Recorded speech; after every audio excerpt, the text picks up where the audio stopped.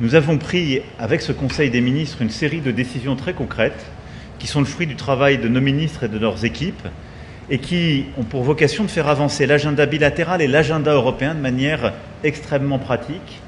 D'abord pour plus de compétitivité, de productivité au niveau européen, en faisant converger nos positions, je vais y revenir sur plusieurs dossiers techniques, pour améliorer aussi notre sécurité européenne, avec des éléments clés en termes de sécurité et de défense que nous allons prolonger dans un instant.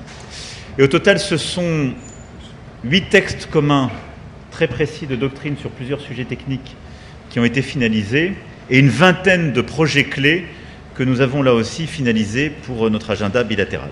Wir bringen Europa voran. Unis et forts. Für Freiheit und Sicherheit. Pour nos citoyens. Als Partner. Comme alliés. Und als gute Freunde. Et bons amis. Merci à vous. Vielen Dank.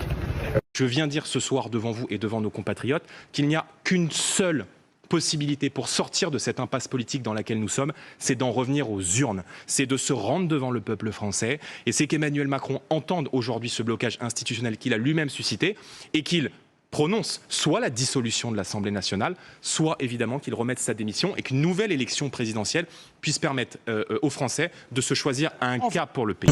Il y a des moments dans la vie, seule une prise de risque réfléchie peut vous permettre d'échapper au plus grave.